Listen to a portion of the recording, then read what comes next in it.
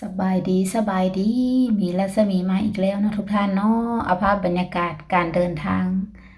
กำลังสิไปชมเขาเจ้าเอิ้นว่าฮูเวอร์แดมเนาะทุกท่านเนาะฮูเวอร์แดมมันเป็นอันมันเป็นเขื่อนเนาะถ้าบ้านเฮาก็เอิ้นว่าเขื่อนกันน้ำล่ะเนาะทุกท่านเนาะเขื่อนตันน้ำหั่นล่ะ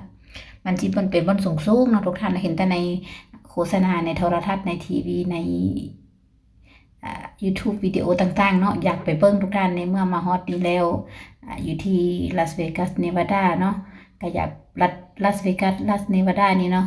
ก็อยากไปเบิ่งไปชมทุกท่านนี่ก็เป็นการเดินทางไปเนาะทุกท่านในการเดินทางก็สิมีแนมไป2ฝากทางทุกท่านสังเกตไหมก็สิมีแต่ภูเนาะทุกท่านแต่ว่าภูในนี้เพิ่นสิบ่มีอันนั้นน่ะเพิ่นสิบ่ค่อยมีต้นไม้ได้ทุกท่านมีแต่เป็นภูหัวโล้นเนาะถ้าบ้านเฮาเอิ้นว่าภูหัวโล้นภูหินหั่นน่ะต้นไม้สิบ่ค่อยมีได้เนาะในรัฐนี้มันสิเป็นรัฐที่ตั้งอยู่ระหว่างกลางทะเลทรายก็ว่าได้เนาะทุกท่านเนาะทะเลทรายภูเขาหินจังซี่นี่เนาะในเบิ่งแม่พวกท่านอันนี้ก็เป็นประสบการณ์ครั้งแรกที่ค่อยมารัฐนี้เนาะอันภูแต่ละบ่อนหันมันสิเป็นประมาณนี้แหละทุกท่านเวลาแนมลงมาจากเครื่องบินคือกันเนาะสิเห็นเป็นภูจังซี่แหละบ่มีต้นไม้ได้ทุกท่านเพราะฉะนั้นมันจึงเวลาร้อนมันร้อนเนาะมันบ่มีต้นไม้หั่นนะแต่ว่าเขาเจ้าก็จัดสรรเฮ็ดสถานที่ปวบเพชรแบบว่างามนะทุกท่านสร้างบ้านสร้างเรือนขึ้นเนาะ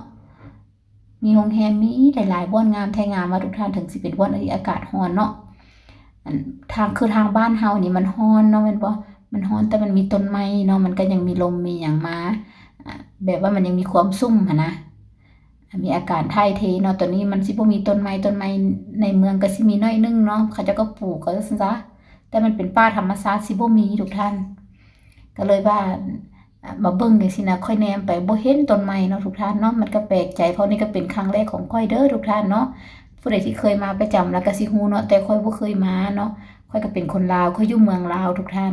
ย้ายมาอยู่อเมริกาก็คือมาอยู่ตั้งแต่รัฐมินนิโซตาเนาะออกจากหั้นข้อยก็ไปแต่ฟลอริดาหน่อยนึง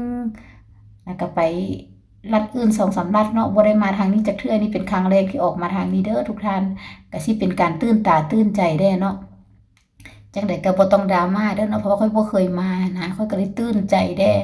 ว่ามีตั้งแต่ภูหัวโล้นนะภูขี้หินนะทุกท่านมันบ่มีต้นไม้เนาะอันนี้ก็เป็นคลิปนึงที่เอามาให้เบิ่งให้ชม